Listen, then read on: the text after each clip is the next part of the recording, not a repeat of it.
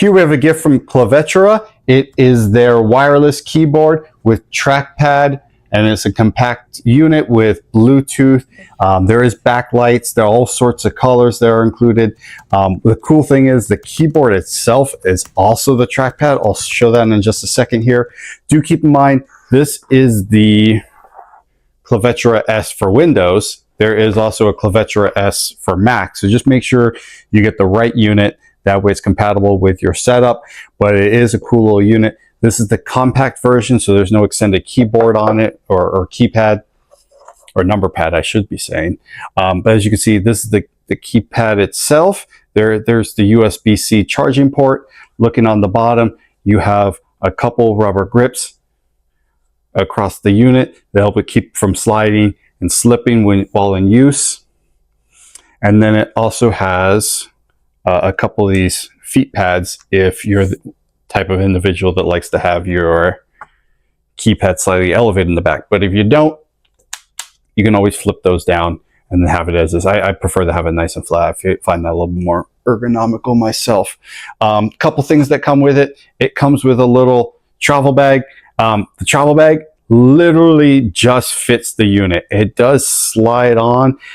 You have to kind of take your time with it and slide it on because it just fits the edges, and once it's fully on, it just slides over. There's no way to cover it. It's just enough to just kind of cover that unit and kind of help protect those keys while traveling.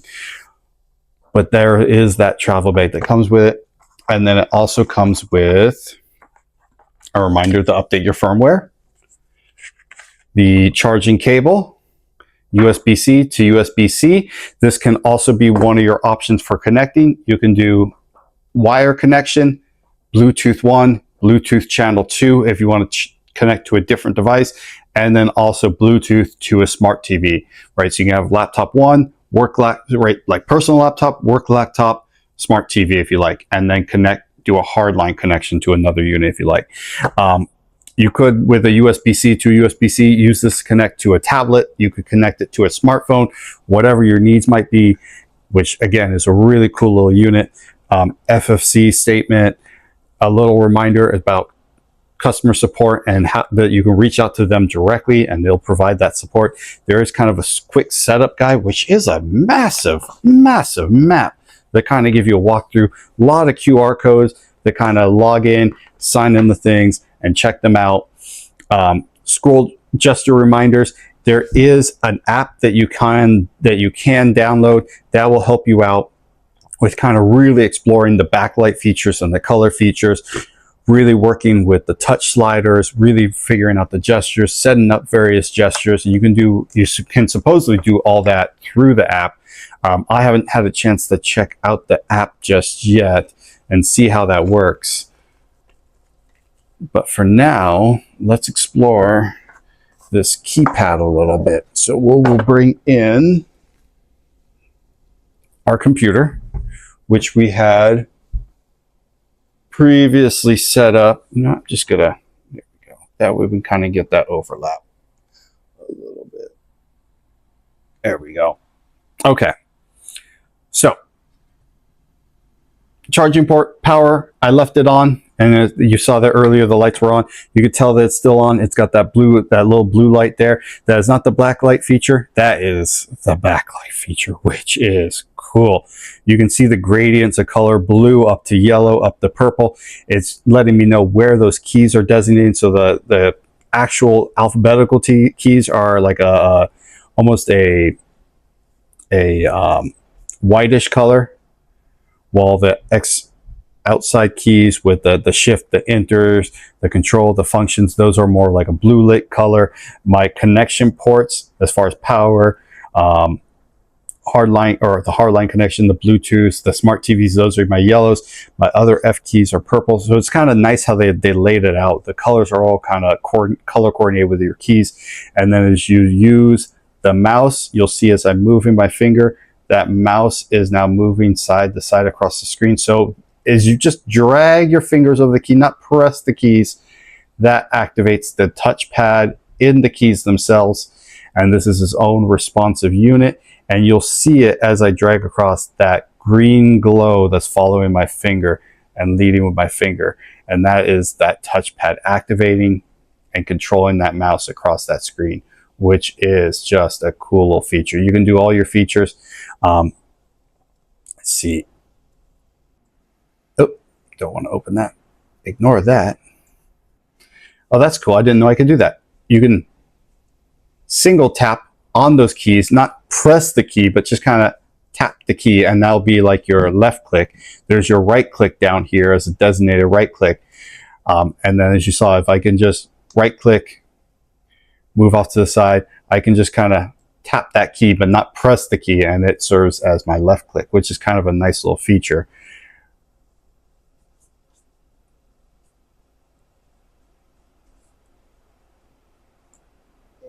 And I can switch my icons. That's kind of cool. I did not know it did that.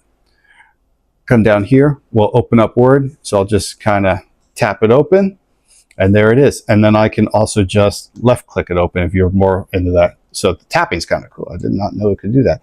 But then it functions as normal.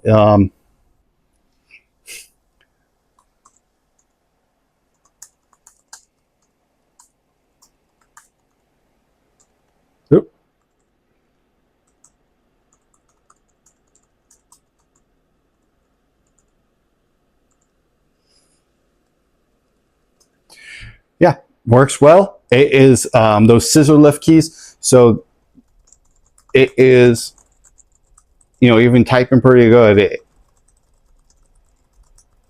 is still almost a very, very quiet sound to the keys, which is pretty nice little feature.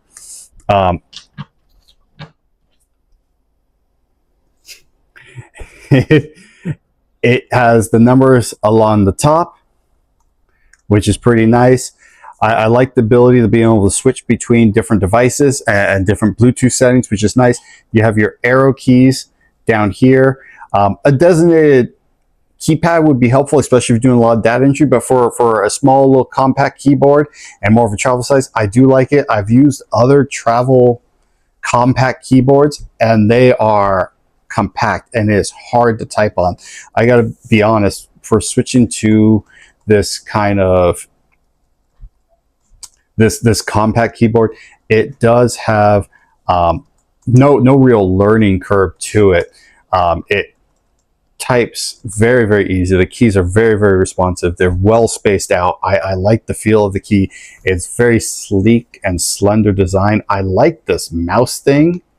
It's a little hard to get used to, I'll be honest. Double fingers can still scroll up and down, which is nice. And then that's how you can kind of shuffle between. 3 fingers can scroll you even further between different programs and shift between various programs. I like the touchpad. It's a little bit unfamiliar.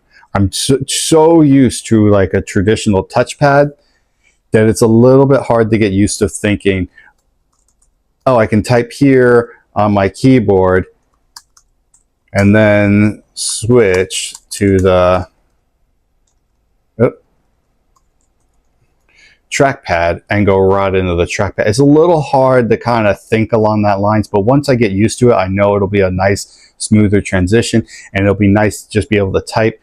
It does have intuitive programs, so you can see my hands are kind of like, almost like I'm thinking. It took it a while before it started thinking, oh, maybe he's trying to move the mouse. So like if you're hovering, it won't immediately start thinking and moving the mouse around. If your fingers are just kind of hovering on the keys, you're thinking, trying to think, it won't think you're trying to activate the mouse. It's almost like there's a half-second delay with the mouse, which is kind of a nice feature. It's not, I was a little skeptical at first when I heard what it was going to feature. I thought I would be typing and out of nowhere, the mouse would start activating and jumping around and going up here and activating these things, and the mouse would start jumping around as I'm typing. But no, it functions very well, surprisingly. I can type freely, not worrying about where the mouse is, and then switch to the mouse, and the mouse is responsive. It's able to pick up on those two different keys. It's able to tell when my hands are just kind of paused on the keys and I'm thinking. The mouse isn't moving, I'm just thinking, and it's able to kind of intuitively tell those two difference of those keys when you're kind of stopped and you're just thinking